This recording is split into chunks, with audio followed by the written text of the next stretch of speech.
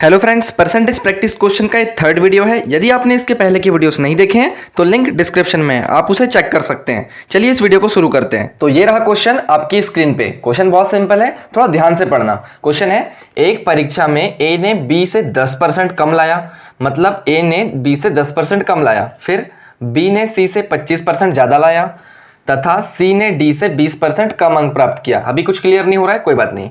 यदि ए ने 500 में से 360 अंक लाए तो हमको बताना है कि डी ने कितने परसेंट अंक लाया। सबसे पहले ए ने कितने परसेंट लाया वो पता कर लो। तो 500 में से 360 लाया, 500 में से 360 लाया मतलब कितने परसेंट लाया। परसेंट कैसे निकलता है, कितने लाया 360, कितने में से 500 में से, और इसका गुणा कर देंगे हम 100% से। तो कितना आ जाएगा, 2 जीरो से 2 जीरो कैंसिल हो जाएगा। फिर इसको कैंसिल करोगे तो 5 7 35, 5 2 10, मतलब ए ने कितने परसेंट ला लिया, ए ने ला लिया 72%। समझ में आ रहा है इतना। अब देखो, ए ने बी से 10% कम लाया, बी से 10% कम लाया, तो बी ने कितने परसेंट लाया होगा, बी ने लाया होगा 82%, तभी तो ए ने बी से 10% कम लाया। क्लियर है इतना। आगे पढ़ते हैं। फिर बी ने सी से 25% अधिक लाया, बी ने सी से 25% अधिक लाया, मतलब क्या है, बी ने सी से 25% अधिक लाया, मतलब सी ने कितना लाया, सी ने इससे 25% कम लाया होगा, तो इससे 25 माइनस कर दो।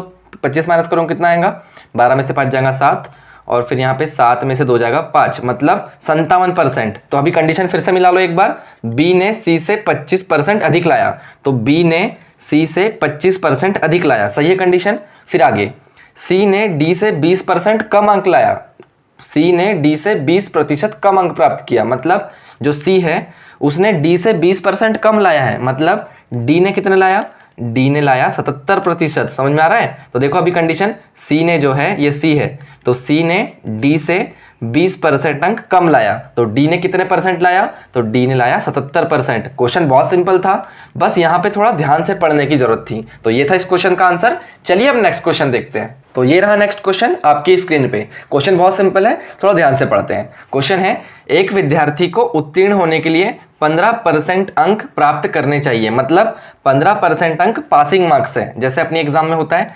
33% लाने में पास करते हैं, वैसे इस एग्जाम में 15% अंक ला लोगे तो पास हो जाओगे। आगे क्वेश्चन बोल रहा है कि उस विद्यार्थी को 80 अंक मिलते हैं, 80 अंक ला लिया उसने, लेकिन वो 70 अंकों से फेल हो जाता है। मतलब 80 अंक लाया, उसको और 70 मिल जाते तो पास हो जाता, मतलब अगर उसको 150 अंक मिल जाते तो पास हो जाता, तो 150 अंक मिल जाते पास हो जाता, मतलब उसको 15% की वैल्यू 150 है। क्लियर हो रहा है इतना क्वेश्चन में।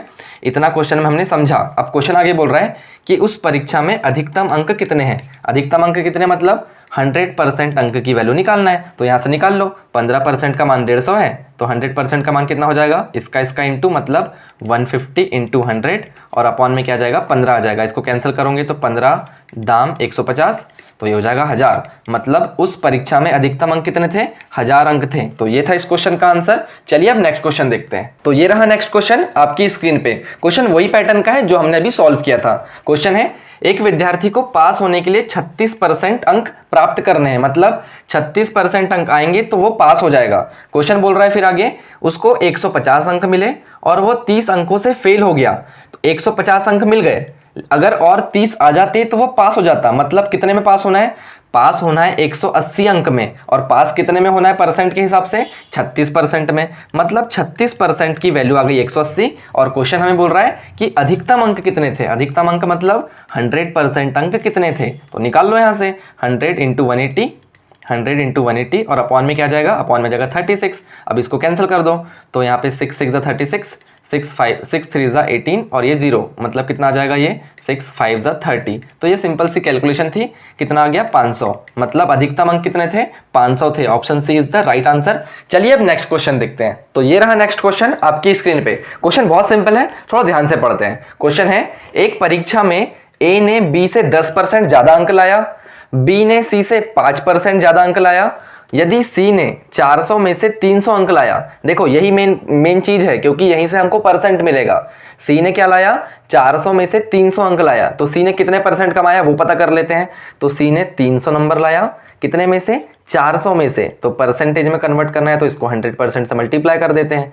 तो 2 जीरो से 2 जीरो कैंसिल, 4 से 25 बार में, और 25 दिया 75, मतलब सी ने कितने परसेंट अंक लाया, सी ने 75% अंक लाया। इतना क्लियर है। अब आगे देखो, बी ने सी से 5% ज़्यादा लाया था, मतलब बी के कितने हो जाएंगे, बी के हो जाएंगे 80%, क्योंकि बी ने 5% ज़्यादा लाया सी से, तो सी के 75 तो बी के 80। फिर क्वेश्चन ने बोला था कि ए ने बी से 10% ज़्यादा लाया था, मतलब ए ने बी से 10% ज़्यादा लाया, मतलब कितना लाया इसने, 90% लाया। तो हमको ए के अंक पता करना है, ए ने कितने अंक लाया। तो टोटल कितने मार्क्स का पेपर था, 400 मार्क्स का पेपर था, जिसमें से ए को मिले 90%, तो 400 का 90% निकाल लो। तो 400 का 90% ऐसे निकलता है, 400 का 90%, तो 2 जीरो से 2 जीरो कैंसिल, 9 4 36, मतलब 360 अंक लाया ए ने, 360 अंक लाया ए ने। तो option D is the right answer. इस वीडियो में इतना ही, मिलते हैं नेक्स्ट वीडियो में।